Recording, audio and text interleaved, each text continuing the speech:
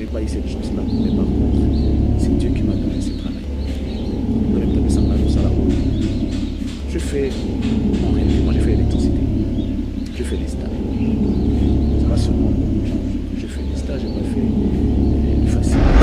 À cette époque-là, je voyais Papi Mboma venir, j'ai cherché ma rousse. J'avais un projet dans ma émission, mais mon amour, tu as un king. Je suis benga king. Oh, mais mon cher, il faut passer tout ça. Le lendemain, king a côté ça na kati ya sousanga na kiosque moi la qui banda na place bamba ya ka aussi reposer so ça libre mais moi j'ai na pause et tout sousanga tout ça histoire vraie king il a encore envie de retourner. Je me suis inspiré de l'émission de Marius. J'ai dit Marius avec les fonds sonores, l'émission il parlait dessus, tout ça. J'ai trouvé l'émission comme ça. Là c'était Grand K, c'est Global Télévision de Ronald Leroy. Grand K veut dire Grand de Kinshasa, à l'époque. Il y avait Grand K BCBG, il y avait Grand K Maison Mère Ona Kutaka. Il fallait maintenant voir entre Kofi, Viva et Wazekwa qui venaient de sortir. Ah, il faut un Kofi. J'ai dit on peut Kokati. Il faut 2 heures avant l'émission pour nous préparer, tout ça et tout. Il y a RTG à Boy, il y a Bandomé. Fille est vraiment tout passé, il y a l'émission dans le lenga, tout le temps, il y a l'émission moyenne. Tu dis bonjour à mes côtés, on dirait Kake.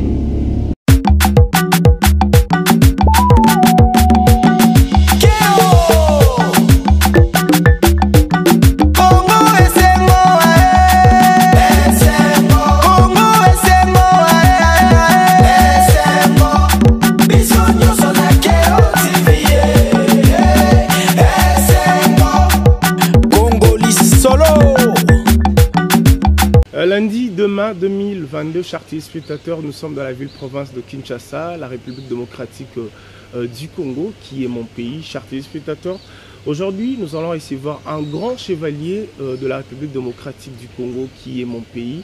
Il est un grand animateur culturel de l'Afrique et puis pourquoi pas de l'Europe, parce qu'il survole tout le temps le pays. Et puis, il habite ici à Kinshasa. Voilà pourquoi aujourd'hui, nous allons recevoir Charlie Prince, un grand dénicheur de talentueux de la République démocratique du Congo.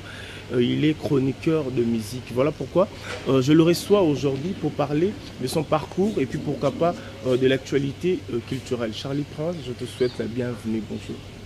Bienvenue. Merci Jean-Cy de Honda. Et je suis très content de me retrouver devant vous, si vous permettez. Pour répondre à vos questions. J'ai l'habitude de poser des questions aux gens et aujourd'hui je suis ici pour répondre aux questions. Ça ne vient pas tout le temps, mais bon, je suis content. Je ferai de sorte que je sois à la hauteur de vos attentes et que les gens qui nous regardent puissent retrouver quelque chose de notre part par rapport à cette émission d'aujourd'hui. Je crois que ça sera bénéfique et fructueuse pour ceux qui nous regardent. Ok. Et voilà, donc je rappelle à tout le monde, il est chroniqueur de musique, il travaille chez Dizzy Amri, chez l'excellence Aaron Ilunga. Aujourd'hui, si la chaîne Dizzy Amri est suivie, c'est grâce à son émission Impression.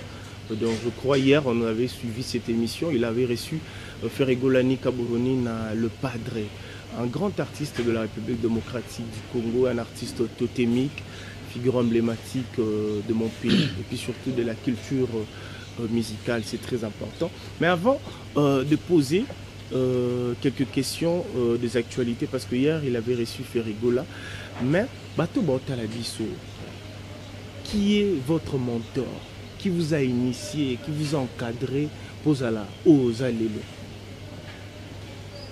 Ça paraîtra, je sais pas, prétentieux, audacieux, en même temps. Moi, l'initiation, l'invité. Par contre, les gens que je peux regarder de loin, qui m'ont inspiré, oui, on a vraiment aidé. Moi, si j'essaie de faire mieux, c'est parce que j'ai beaucoup regardé Mandachebo. Okay. Ouais, je ne vais pas revenir trop en arrière. Je pense qu'il n'est pas trop récent, mais ok, ils appellent Kalamingité, je prends Mandachebo. Il m'a vraiment inspiré, son calme sur son plateau, la maîtrise de son plateau, des questions réfléchies, Il laisse l'invité parler, il sait quand est-ce qu'il peut interrompre, quand est-ce qu'il peut poser une question, et il sait tirer des sous-questions par rapport aux questions et par rapport aux réponses de son invité. Il m'a inspiré dans ce sens-là. Et quand je suis arrivé, la Katia Chronique, c'est un mystère en fait. Il y a comment la chronique musicale. C'est un mystère. Ils ont été préparés, il faut qu'après, à un stage professionnel, tout ça et tout, à une chaîne monde. Non. Moi, je n'ai pas eu cette chance-là, mais par contre, c'est Dieu qui m'a donné ce travail.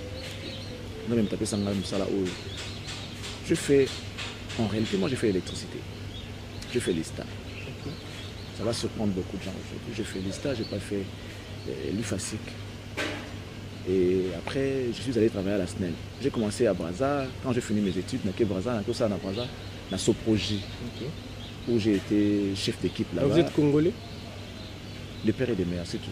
D'ici, hein, il faut le rappeler, congolais d'ici. Okay. Moi, j'ai étudié avec un ami, Naïstawana, congolais à Brazza.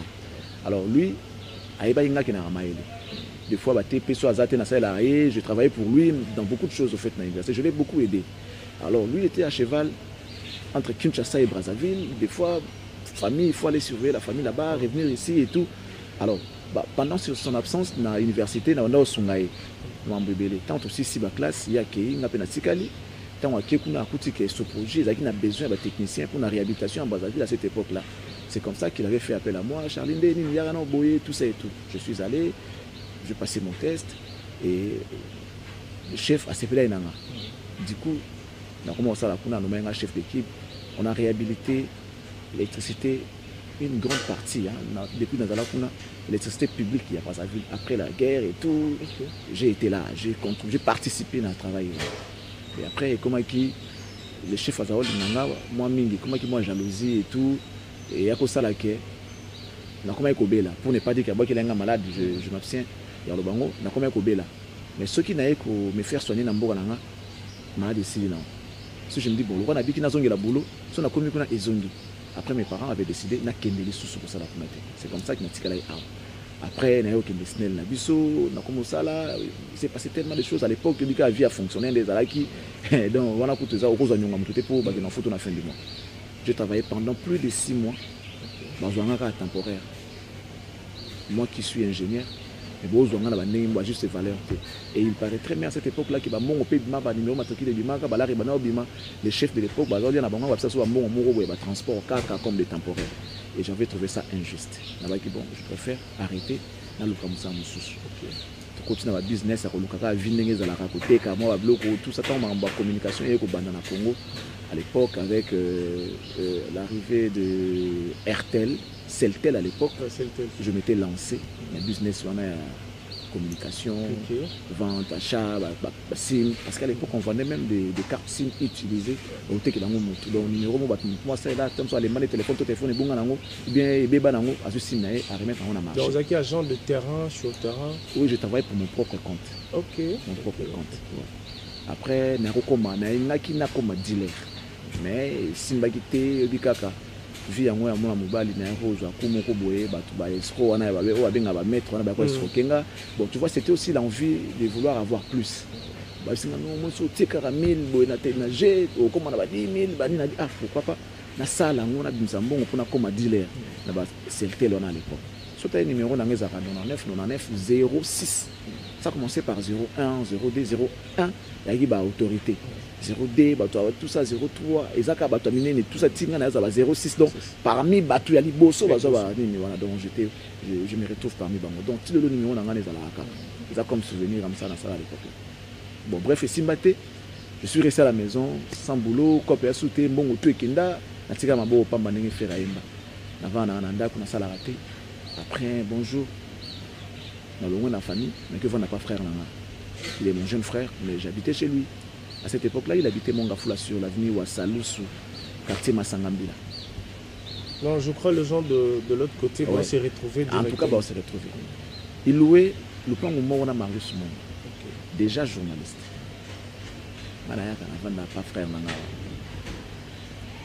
Il avait une maison, une chambre, un salon. Il était marié, à l'époque il était encore célibataire, mais il travaillait déjà dans DGC à l'époque, qui est DGI aujourd'hui. Les frères vont au travail, moi je reste, boulot à été, avenir dans le flou, quoi, sombre, donc on n'a même pas les bosses, même pas sur les années. J'avais déjà ma fille à cette époque-là, j'ai mon nom. Donc comme il peut dire que moi, tout ça, ce qu'on a dans et puis va vivre en standing. Bon, je rêvais même pas ces standing-là à cette époque-là parce que dans la moté. Ils allaient dire qu'il y a un minimum. Ceux qui avaient besoin de la pampers, à l'époque, vous avez dit couche, je sais pas. Ouais, couche. Épingle, tout ça et tout. Ouais. Donc à l'époque, mais au sein, on est une volonté de me coquiller. Je suis resté chez mon frère pendant un bon bout de temps. Tout là, là, on a un ambé tout là. Mais il y a une épreuve parce que mettez-moi en épreuve, viens-moi à l'oban, moi j'ai essayé de faire mal au Banzambe. Il a étudié comment. Mais pourquoi lui il travaille, moi je ne travaille pas? Pourquoi il faut. Et ça, il y a une jalousie. Mais c'était une question. Il y a le Banzambe qui est mon anzela.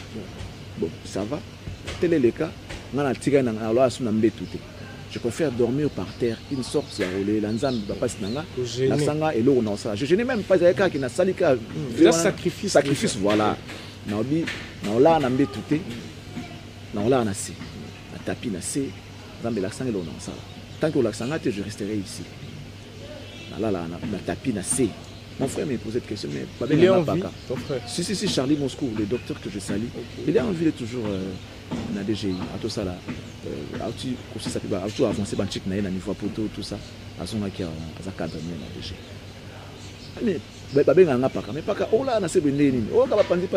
non, je voulais pas naïf ça, naïf ça peut déranger. Non, la préfère là, un peu à l'aise,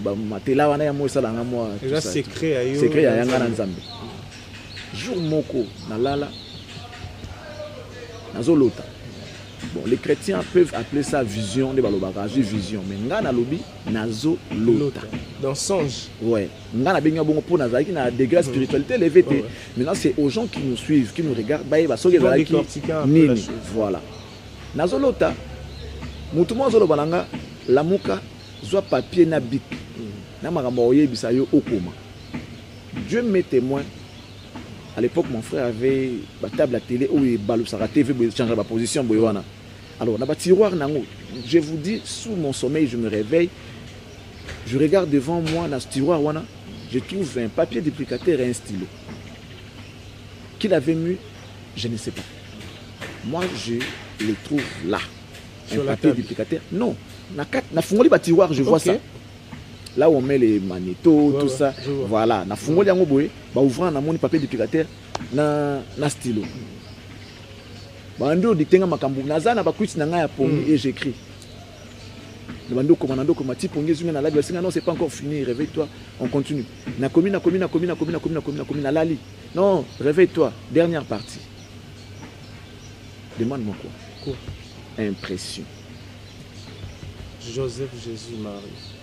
C'était au fait un cahier de charges pour une émission. C'est-à-dire, moi, mon émission est conçue par Dieu. C'est vrai que tout le vie, mais cette émission-là, déjà n'époque ni journaliste, ni chroniqueur, j'ai écrit un cahier de charges. Impression.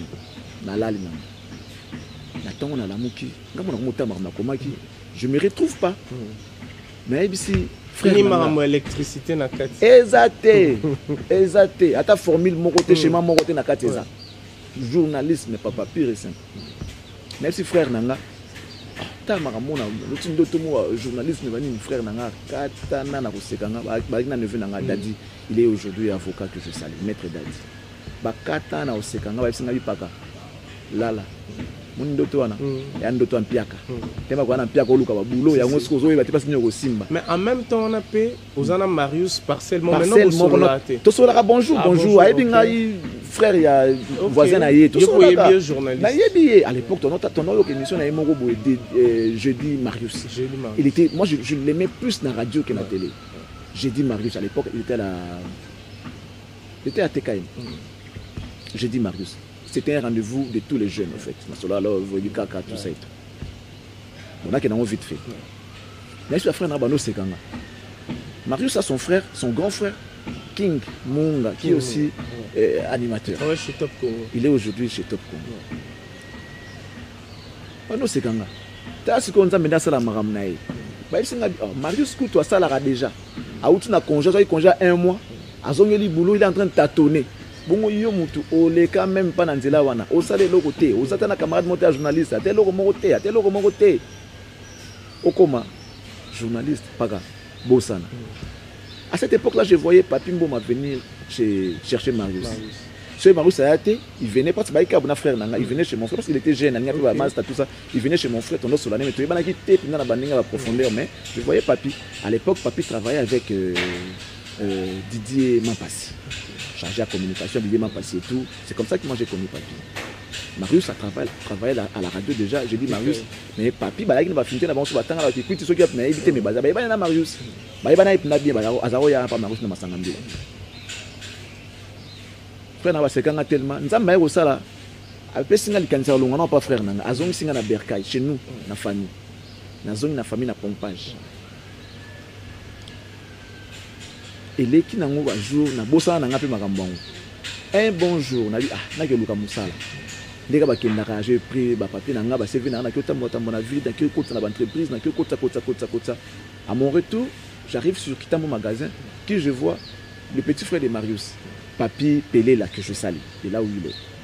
Une histoire vraie. Papi Pelé là, témoin, Dadi Dema c'est témoin qui est mon neveu. Mon frère Charlie Moscou il est encore en vie, il est témoin. Na kuta na Papi, na Papi où tu vois Papi. Abi au vieux, babi nganga paka. Na uti na global. Lui aussi il est un ingénieur comme moi. Il est ingénieur comme moi. Papi on appelle ça là naé Ista. Après nous, allez qui. Et ça qui est à côté il y a département technique, na global. Abi non. Na uti ko bafungoli radio mo kuna na global na avenue de la Gombe na boy muto gérant ko muto no na ni king munga na papi na pena projet na moi ma mission boy mais mona muto na king na ko benga king. Oh mais mon cher il faut passer tout ça. Le lendemain na king a kotsa na katiti ya suksanga na kiosque mo za ki libanda na place bamba ya ka o se reposer so sali oyo mais moi j'ai na pause et tout suksanga wana tout ça histoire vraie king il est encore en vie beaucoup tourner a suksanga na kiosque hein. Ah bon mon cher attends moi ici à côté de ça on a ticket na kiosque et c'était devenu bongo na yaka na suka na kiosque king asala kuna so abimi a gérer ngai neti bureau na ye mutu na ye alinité peut-être oui ba circuit ça je ne sais pas nga na yebite nga na proposer que na linga ka pe boulot mais ya kontsanga na katité a suka na kiosque wana un jour je viens king azala ati maintenant le directeur des programmes de Global TV à cette époque-là, en même temps, il y a une radio, à qui kozwa rafraîchissement naie na kiosque wana. À chaque fois, il y a kamona nga pe na bi na ngate que c'est lui le directeur. Il y a pas mona ka jeune moi ya kana po. Lui, il avait une vision sur moi et à télé parce qu'il me voyait un peu présentable et tout. A tout nga bi frère. Oyaka na mona ko au sala musani.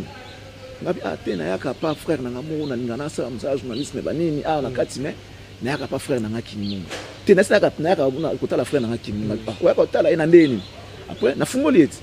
c'est comme ça que ce monsieur s'est dévoilé que non, c'est moi le directeur du programme. Bon, il y a suis-moi. Et les jours où il y a les jours où la planification pour le casting le lendemain. Bon, casting des alobes. Je ne sais pas si on a déjà dans la salle à tomber nini. Na na casting wana. Bato ensemble avant casting à l'époque DJ Cheris qui est chez Digital Congo aujourd'hui. C'est mon compagnon, on a commencé ensemble avec. Tout naïe.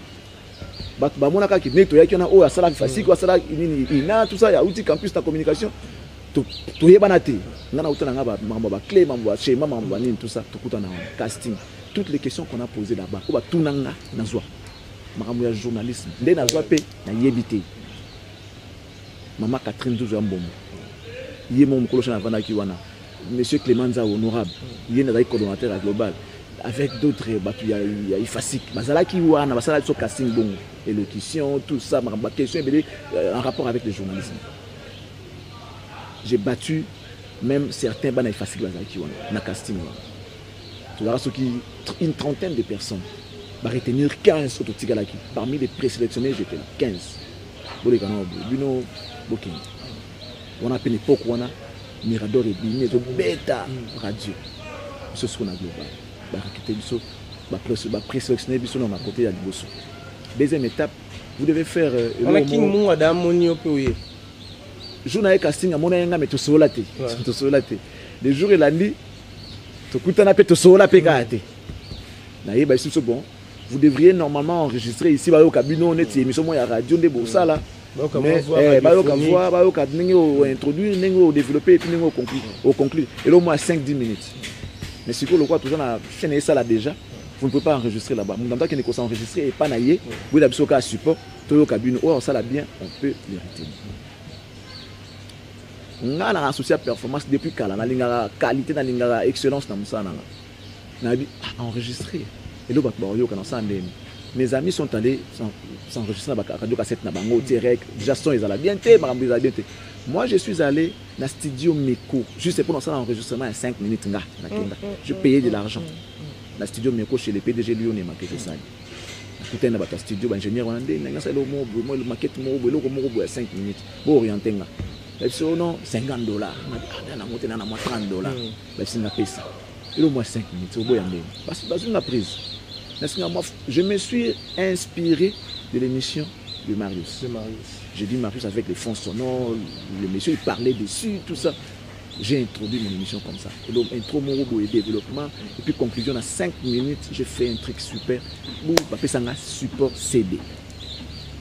L'objet on a présenté CD. Il y a des cassettes, il y a des cassettes, ma traite on a EAT. Le chef a dit, mais au bas CD, je peux les réécouter sur place. CD, il y en a ce qu'on film ça qui ont qui sonne, travailler son, déjà une émission qui passe à la radio. Le monsieur qui m'avait pris le directeur de la Sonabi, au ça déjà, je n'avais pas dit qu'il y avait un ingénieur pour il faut qu'il tout ça. Ça a été. La vendu déjà dans mon tour naïe, arrêtez déjà. Arrêtez déjà. Papa, tu es à la 5. Entre autres, Ngai, Didier Chéris, bon, Bino, Boria, Bobanda. Je suis rentré, comme déjà, retenir Ngai. Les jours où Basalara programme, ils auront un rapport avec Basalara sur place. Là, on a raté, faute de transport, on a un moyen de transport au Moussalate. Et nous avons dit que global chaque fois na radio. Didier Chéris à l'équipe la radio. Oh, mesdames et messieurs, bienvenue sur Global FM. Je suis Didier Chéris et tout. Oh, Lobi nango makolo. Na ya boy. Mais yo zala ki wapi? Directeur Assimi Moutou, mais franchement, tu étais où on a dit directeur de transport? Programme basi ba signé, on va changer les sous-sous. Exact. Eh, ngana la lit. Na lela lo wa moi. Na lela pina na binza même ça tout na sali pas sur na yoki. Na bando lela. Ai singa non, attends. Bon, tu pourras m'accompagner. Aux assistants na ngana émission na radio, yo accompagner nga. Moi je suis soulagé. Na le kakata. Soit je comme lecteur, il y a texto. Il avait une émission la radio, le nord des cas du lundi, je sais pas au samedi ou vendredi, de 16h à 18h. 2 heures. Dédié texto. Dédicace par texto. Lui, il anime. Vous envoyez vos textos, il lit vos noms, il met votre chanson, tout ça et tout. Là, soit je suis simple lecteur là-bas, texto. Ça l'émission, bon, on va voir du côté de Charlie Prince, il y a des messages qui sont là. Charlie Prince, quels sont les messages qui ont envoyé les messages? Et moi, je lis les messages. Et qu'est-ce que je fais? Glisser Batunanga. Non, mon directeur, nous avons monsieur Jean-Cy Luonda qui a envoyé son message. Il demande la chanson telle pour faire plaisir. Nabwaki Batunanga. À l'époque déjà. Nabwaki Batunanga. Bref, un jour, les messieurs, on a commencé l'émission avec lui et on va lui rappeler à l'orchidée chez maman Catherine Zouzambo. Alors, il ne pouvait pas couper l'émission. Donc, l'émission devait continuer, mais sans lui. Mais comment faire? Bon, je prends le risque de te laisser l'émission. Tu sauras animer. Là, je vais essayer. Si tu as cité verte, cité poum, pour la base, ma casse, pour la baffe, la barre, pour la cacaille. Tant qu'il y a qui, n'a si qu'on a zui. ce sont jeunes là. Moi, moi énergie wana. Il soit déjà alors ça on a des mots bien mais trop logique. Nga sona na moi qui moi libo moi moké. Tant na yé, nous mesdames et messieurs, au microphone Charlie Prince, tout ça vous nous suivez de partout. C'est Global FM na petite fréquence pas na tenzembo à l'époque et nous comme Makambo mais je sais pas si nzembo nini yango wana nzembo wa kalabo je sais pas. Dis-moi mes hommes examen, je ne sais pas si nzembo moko boya JDT boye. Na ça olinga mingi, faut ça examen. Na tia ngo soke beti mo na kitisi volume nga mo na pomper na koyema. Na bisu epesa makambo. Directeur azonga na fief na pas azonga so azonga avant na moi place na wana pour une première. Ba epsi mais jeune mo animé après yo wana jeune na mystique. Oh, ya solo aza mystique ayemba ka kutu dazo yemba. Oh, yemba ndenge nini? Ya aza mystique. Lobi na ngo siko aye boulot. Tout ça là naïe. Abi toi tu anime, moi je lis des messages. Tellement qu'il était là, na kena ngona ndenge ya sala ma lembe nazo banga tout ça et tout. Et l'équipe n'a pas azongi ba c'était abanga ki yo tikela ye lisusu za mupanzi yoka le jour où lundi FC Ngabi et comme 14h 15h Ngabi non moi je sors tu vas animer l'émission ba benga super madame na kei tout ça fais le bien ye akesi ko na base na ye wana ba yoka ensemble papa na zui liboma na latina nyata eloko wana ya ko yemba ba vocal nazo nyata ba FC yoki ndeko na ka communiquer message papa sali mutu boye boye bato na bango ko tindaka ba kombo na bango. Christian Banzo, je le salue. Il est aujourd'hui directeur des programmes chez 10e Nuit Télévision. On a travaillé avec lui à TVS1. Et puis voilà, et ça lié plaisir à Binon, mais je préfère Natikelaï. Ce côté on a rataki, côté on a gris, mais dans une émission, il y a tous les jours dans la semaine, dans la semaine. Et puis c'est ce que j'allais voir Mazda, émission Baby, École Mabanga, il est trop musicien, il est trop boyé. Baké nango na bandenge mobika place au côté sika ba créer nga ba blog tout na suka nango ba boto na émission directeur FC Ngabi je vais t'épargner né na moi amoyo ke ba oyina yo tika na récupérer émission quelques fois ne ba lobara les malheur est bon ba longo linga na radio na pas na ka ko na songa ko tanga quelque temps après ba na besoin ba na TV yo ça le côté ke na TV c'est comme ça que na qu'est-ce qu'on a TV alors à la télé il y avait donc tu as commencé la télé na global il y a un concept comme le Lozamba. À l'époque, là c'était Grand K. C'est Global Télévision. Grand K. Grand K veut dire Grand de Kinshasa. À l'époque, il y avait Grand K BCBG, il y avait Grand K Maison Mère Onakutaka. Il fallait maintenant voir entre Kofi, Viva et Wazé qui venait de sortir. Pour le mot bon pour ça pour nous. Pas proposer essayer de voir entre Kofi, Wazé quoi Viva. Kofi maman ça va musicien na jeunesse na TV ngana kokaité. C'est comme ça que j'ai contacté Wazé. On a commencé cette histoire avec Wazé quoi. Grand K PIV. C'est moi qui ai imposé ça dans le global. Grand K PIV. Première émission nangai avec Jos Diena. Wazé quoi c'est ça na ngata la ngezo le kananga na koya. Basala ngona plateau. Tu vois là où on a bagina excellence. Parce que nous on dirait histoire en au parachutara bon moi j'ai changé beaucoup de choses. Nakuta à l'époque fond vert mais fond bleu. Fond bleu, ils ont aussi une incrustation T. Soit vous prenez les images il y a bande cassette moko vous frisez en la télé. Vous comprendre. Vous allez bosser soit vous prenez les affiches vous collez na mur il y a plateau et puis il y a monde ba foufou bani bozo coller ba affiche. C'est des coups de à l'époque tu as une cassette ndaki ming c'est des bons aux ngwa pour quitter c'est des bébés bon na plateau. Ba affiche on dirait église. On a dit na bouina encore. Je préfère utiliser les décors naturels. Émission avec sortie c'est bon, tout ça là on chez. Mais tout ça là on est je prends mon réalisateur dit non, invitable que ça là on pas naé. À la main on a plateau. Oh ça va token. Tout ce matériel tout bando ken. Dani, ça un ami à tout ça travailler dans la Global Télévision, je sais qu'il va suivre. C'est mon premier réalisateur, c'est lui qui a réalisé ma première émission. Tokoma na quartier Salongo à l'époque, j'ose habiter Salongo côté à Betty. Tokiti national bino ko fungola nga caméra awa. Ete, photo moi pas tout fana bien abi fungola nga caméra awa. Ce que vous appelez aujourd'hui télé-réalité, mais comme à télé-réalité, moi je l'ai fait depuis 2004. Émission Tobanda on a Salongo. Mesdames et messieurs, nous sommes dans la commune de Lemba, précisément au quartier Salongo. Nous sommes venus à la recherche d'un artiste et musicien évoluant au sein du groupe culturel PIV qui s'appelle Jos Diena. Mais on ne connaît pas exactement là où il habite. Aidez-nous à chercher ensemble avec vous. J'annonce l'émission comme ça. On dirait, ça dit, maman, ça va l'inspirer. Maman, beauté, n'a pas la caméra. Écoutez. Monsieur, bonjour, oui, bonjour. Toujours le Jos Diena, n'a yebiete, n'a pas lelo, bokangami binemi. Autour de messieurs, bonjour. Toujours le musicien Moroboya culturel PIV comme on est Jos Diena. Jos Diena. Ah, n'a pas été. Écoutez Toliki. Papa bonjour. Hey papa naninga TVT. Maman bonjour. Maman hey papa ngaza maman nanga na osala nanga ezokota. On trouve un jeune. Bonjour. Toluka Jos. Ah ouais, bah, tout ça. C'est rien autour de avocats. Ah mon client on succès. Il nous amène jusqu'à chez Jos. Coco. Ah Charlie Prince. Tout à y a bien cinglé avec ta guitare. Ah bon talanga tu peux s'animer. Ah na tata moi lich. Bande émission. A dit, ah, courant peut en parler, tu es là à niveau, courant zaté, on peut pas aller le faire ailleurs. On a dit, ok, c'est bon. J'avais déjà pris contact avec Salomon dans la galerie Saint-Pierre, à l'époque, galerie Tex Africa.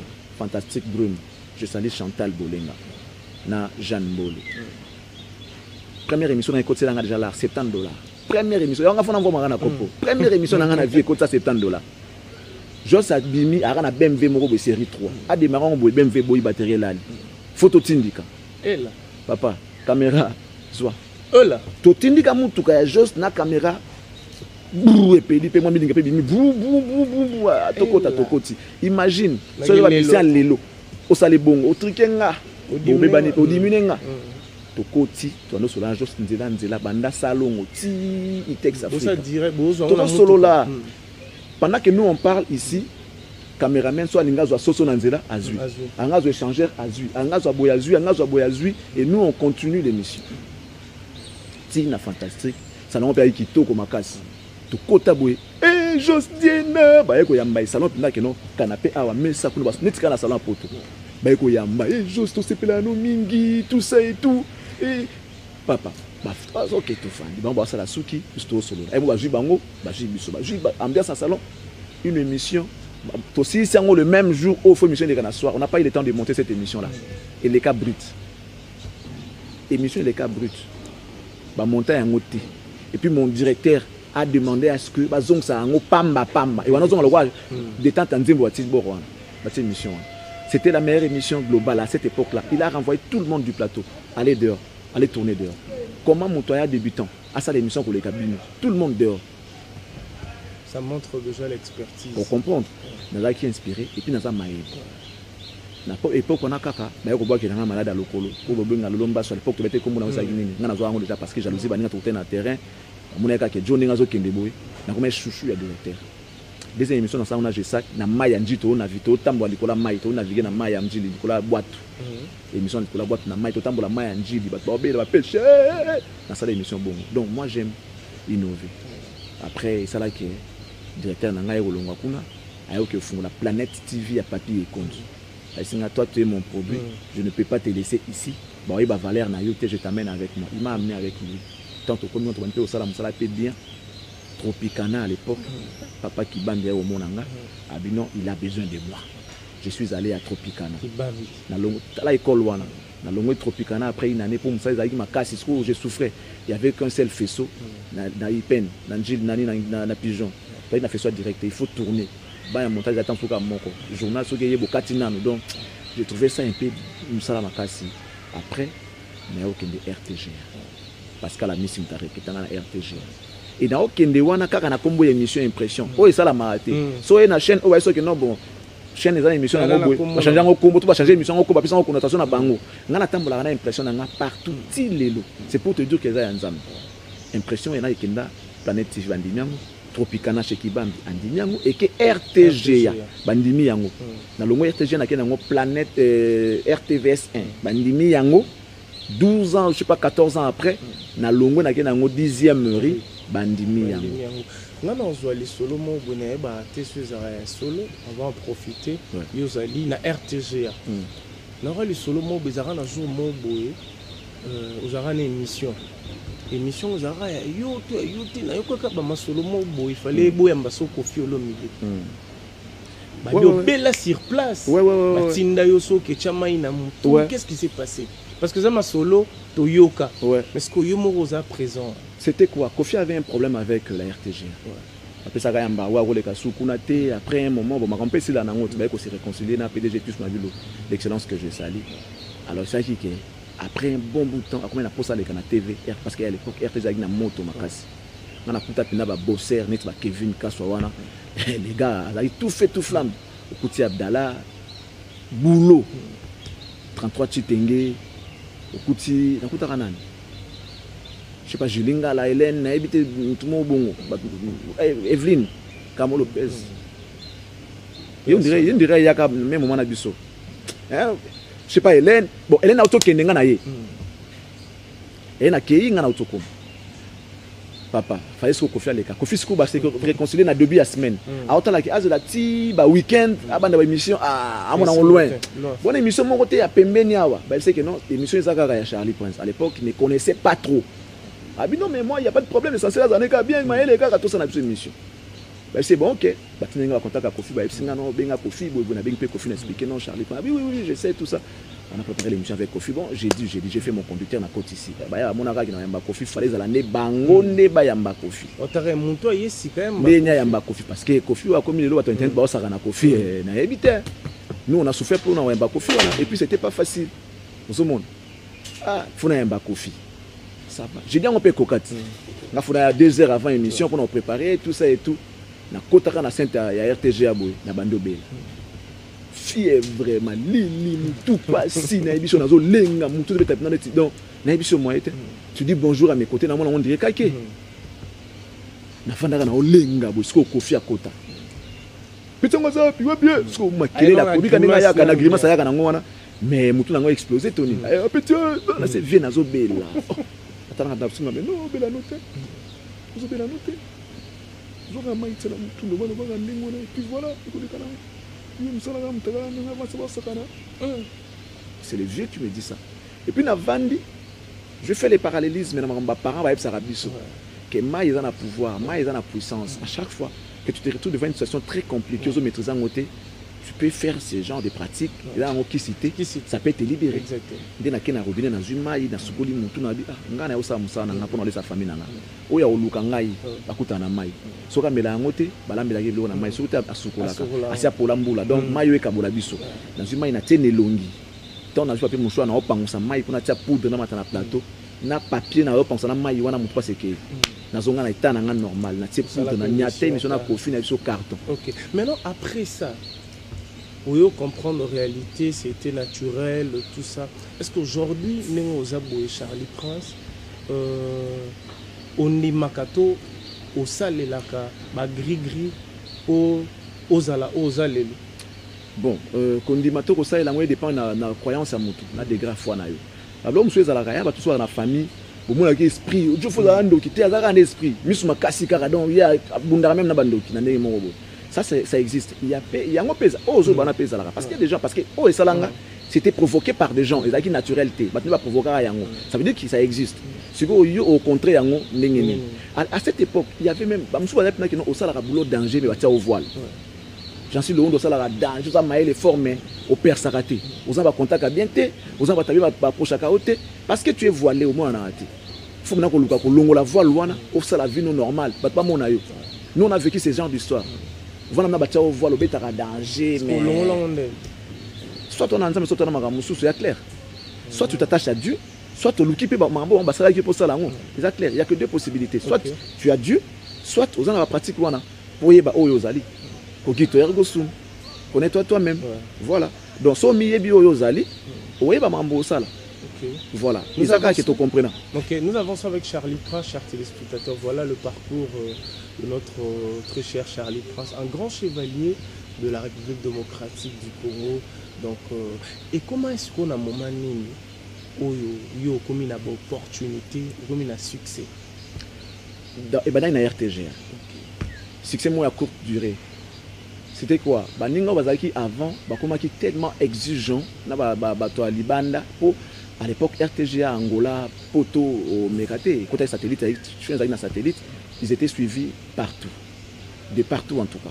Ce que bateau à Libanda, tant que tout le monde a bien dit, ah, ndeni nana moi $200 pour boire, ah, ngazo abambon wanate. Il faut comprendre. Ya bouquet. Si que bamona yeke, ah, bah tu vas comme fier. Ils a Kevin, ils a Yves, ils a 33, bah comment fier. Si que mutumo ya sikaye, ayebi na ina ba logique na bino ateke na $200 ya muke, bah tout ba po yipa na ngasiko. Charlie ndeni. Émission ko ya au boka ngati matindelo ma $200 mo wana ngana uti na TV oyo nazo mona ngote na ozwa na ba utuvenga siko garçon ngaza sympa nzoka na utaki na ngane na pasi na yeba ba mwana ti mais c'est vrai que naturellement pe nazara ngam to ba exigence te ba to siko tout ba sopane dinga au mona mna kino et comme il passe na zanga $1000 Moi, j'ai fait moins de 6 mois en RTGA. Na sombi Mercedes 190, qui était un rêve de tout jeune journaliste à l'époque, surtout tous les cas dans 190. Pas moins de 6 mois. Au fait, ouais, pas plus de 6 mois. Moins de 6 mois, na sombi 190. Donc, il y a une année, il y a un car sous Renault Espace, nous sommes pas Richemont Ansi, les seuls. Nous avons un reportage, nous avons deux cas. Bon, on a kaka. Au stade d'une émission jeudi, vendredi, samedi, ok, dans l'Apocalypse, vendez pas bienvenue Kamba. Autant il y a code, nous avons 27 codes. Au Sangui Siango. Il y a 500, il y a 200, il y a 100, il y a 300. Mais tu as une machine, il y a 3000, 5000 balles. C'est une poche. Il y a un TV. Après, Monique, Joe, où tu as si on a commis boy, va créer un problème. Problème, mon édition. Et comme que ça dit conducteur, il y a invité Oyo. Au moins, on a invité ceux qui n'ont pas bien gagné qui mission les anangote. Oh, pas bien gagné. Des fois, il te les noms, des fois, il te dit aussi. Ah, mais ça, il va on y. Je suis que autant pour ça, le bongo, émission, il est quitté tôt, il est quitté émission sans invité. La réunion à lundi, il y a une incompétence. Azoko Kausa, il n'est pas à la hauteur. C'est comme ça que je vais bon, suspendre pour une raison que je ne connaissais pas, pour une durée indéterminée. Je vais poste qui va dans la pote. Je vais 8 mois dans les TV, je vais parler. Je vais faire souci en ce que je vais katani mbala mo bato ba kati bango pe batintérêt ba kati je mona vanda na car nazoka nzembo ya lokwa kanza partir au bout du monde. Tu connais la chanson là? J'ai oublié les titres. Les paroles la kati nzembo wana ezoloba partout où tu peux aller il y a la vie. Tout au fond de toi, même si la flamme s'est éteinte, mais il y a encore étincelle mon résanam, comme on appelle flamme, mais yomoko il faut linga, mais il faut les vouloir pour comme ça étincelle ou la flamme. Pour le peu de temps qui nous reste, donnons le meilleur de nous pour comme on lobby la vie. Ça veut dire que la vie elle est partout. On a RTGA chaîne parce qu'à l'époque RTNC personne ne pouvait aller là-bas. Fonction publique. Caméra bien té, image malongate, malongate, babenga on tout ce golo, tout ce pays bisika bika ou ce pendé. Personne n'est rêvé la RTNC. Vous avez qu'à RTGA soit Raga. Mais on a déjà RTGA qui était dans moi l'icolo et Raga dans moto à l'époque là dans Okewa. Quelques temps après, Forêt qui était le new DG de TVS1 à Obenanga. Oh non, ndeni. Nengo sa chaîne moi bandi sika. Ta na outil world. Ozong sanga na mboka. Multiplier l'énergie les sous. Na boyaka après batou basinga te le vendre boy mais faut que tout OK ndaka na okaka tout ça et tout. C'est comme ça que j'avais accepté na kanda ce habité mieux vona kende na démontrer de quoi je suis capable na OK nesiko TVS1 ba fonga ce ko muté ba pesinga espace ya jalousie au sala pina musala na sengo tina ngasko ba jour mo kana bango ba mission na bango tina nga programme ya bongo ne mo na bango et j'ai frappé challenge bandé j'ai frappé na yé na RTVS1 na si wana bino dès qu'on a vu notre janga et Simbati. Moi, ce qu'on a comme moi possibilité, on a moi 200 mois, 300 mois, 400. J'ai décoré les plateaux. La sonne ba kiti nanga moko, moquette nanga moko. J'ai décoré avec cette moi et là on a commis une émission impression avec Charlie Prince. Bah décoré moi qui toque avec des instruments de musique et tout. Je voulais vendre et l'émission et mon nom. Et votre nom. Émission impression avec Charlie Prince. Concept avec Nina Sika. Je fais intervenir un confrère au cours de l'émission. Je te reçois, bon voilà, j'en suis, on parle après. Bon, nous avons un confrère qui est venu, certainement, il a peut-être quelques questions à te poser en rapport avec cette émission. Nabimi, j'invite les confrères à nous 2 questions, 3 questions à Bimi, après moi je récupère l'émission. Je l'ai fait avec Blaise Wanga, Gaëtan Vandal. Nabenga Blaise Wanga qui était à l'époque Naraga. Oh, conception bien, c'est là on dit. Tant où il y a Zongi, il y a son bisugo Bash, a commis RDV, rendez-vous des stars, avec des blaisons Wanga. Et Kenda Bongo. Dès le coup, on a émission, basali design, émission telle. Dieu m'est témoin avec toute modestie. Nga Moutnaya Nayami. Après, Moutona Bengayo, Nana Boudouga pas commis catalogue, ça fait Nana Boudouga, comment on appelle Bongo, ATP photo naye, Nga Nabanda Yango. Je me rappelle, la 3e émission, Nga Nayamba, Mama Tchalamouana, na MG30, on a MG tout, mais pas Mama Tchalamouana. Ayamba et Pendaboy, tout ça l'émission. Papa Claude Machala qui appelle. Boaka papa, Azotalayo, papa Nani. Claude Machala, Limbingazo. Aïsi Mama Machala Mona qui Boaka papa, Azotalayo, papa Nani. Chekifa. Autre niveau. Boaka papa, Azotalayo. Ça montre le travail. L'émission Nani. Qualité. Et Kenda Bongo. Et puis moi, autre chose. Nous avons une grâce un peu plus particulière, en fait. Bandeko tout bas René Lelo. Il y a révélation dans Yepsa. Bandeko tout bazar Lelo. Si tu veux, tu me cites les noms. Dans Yepsa, ils ont succédé à quelqu'un. Émission moi ils ont un combo. Yo oye. Émission on a ememi yo ok. 90%. Vous comprenez 90%, voilà, pour ne pas dire tout. 90%, bah ça la bongo. Seulement peut-être dans une chance on a été, tout dans une grâce on a été. Je me suis forgé moi-même. Je me suis forgé car en émission on a une impression. Et puis je n'ai pas voulu qu'on soit ami à musicien pour n'ailler banati. Moi je me suis fait connaître na musala nanga kaka. Ok. Nous allons vraiment avancer avec vous. Je crois vous nous suivez à Théo Zambrota. Merci d'être scotché, connecté à suivre cette émission. Nous sommes avec Charlie Prince. Donc, impression. Donc, impression, on a érotique à la kaka, la chronique musicale. Ou bien, est-ce que vous avez un délai? J'ai une vision. Est-ce que délai n'a eu de rester toujours dans la chronique musicale ou bien d'élargir encore? Parce que les autres moments, on a tout belé, bon, tout le monde a soif, mais politique et épais, ça va baquer la politique.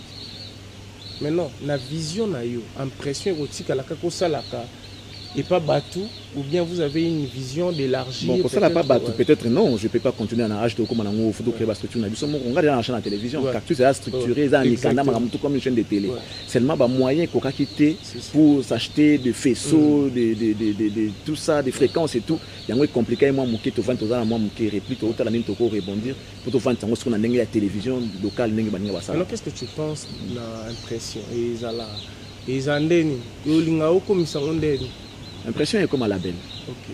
L'impression est comme un label où on va retrouver beaucoup de branches dans Katiwana, la production, la émission, la production, l'activité culturelle et tout. On va encadrer les jeunes. Vision on va encadrer les jeunes.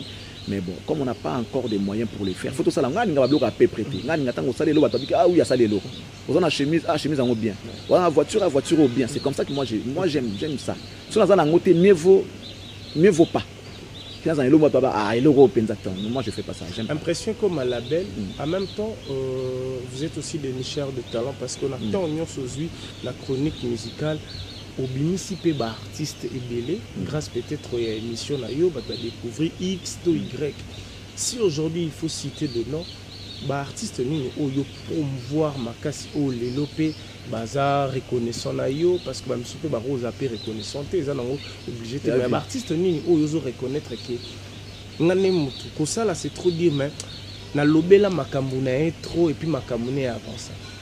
Grâce moi je travaille avec monsieur Didier Kinouani comme étant chargé à communication tout ça, tout ce qui est image na presse et tout que gérer tout ça, moi je fais ça pendant un bon bout de temps. Je suis parmi bateau yo lelo.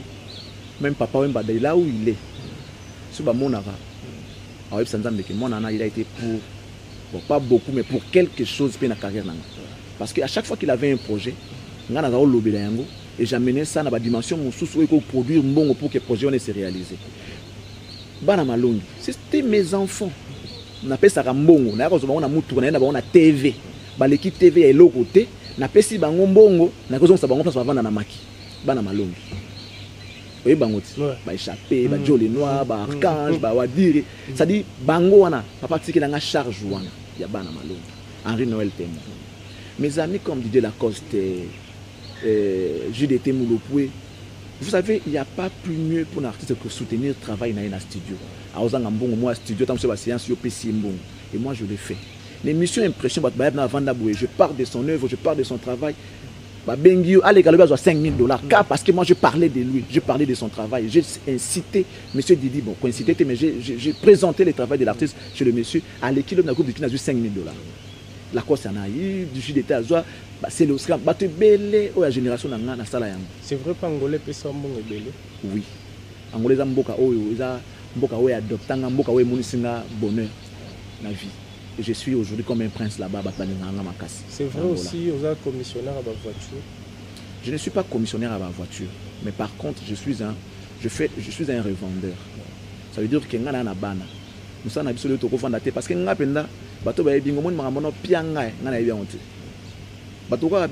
sommes leaders. Ça veut dire que ceux qui sont leaders, ils ont perdre le pouvoir. ozomona nga na yebi nde balukaka nga na banana ape kutukopa ngo te moni mutu ayebani ntango aza na eloko mutu akosepa nango tekelanga plan oyo oza na mbongo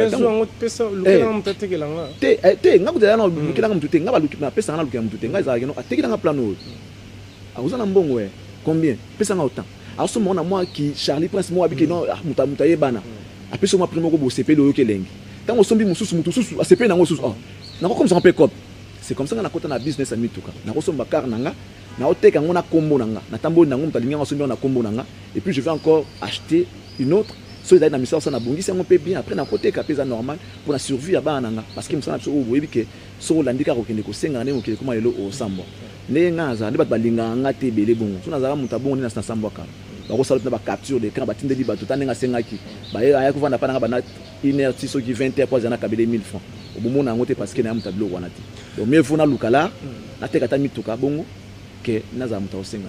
Charlie Prince, vous êtes dans la chronique musicale parce qu'il nous reste quelques petites poussières de minutes. Il y a une question vite fait pour la bateau Brotala Bissou. La différence, pourquoi vous êtes pour X et pourquoi vous êtes contre Y? La prise de position n'est pas contre la déontologie journalistique, non. La prise de position, tous nous devons, je demande, j'exige même aux journalistes d'avoir une position. Nous devons nous aligner du côté de la vérité. C'est-à-dire prise de position et à ce côté il y a Bossolo.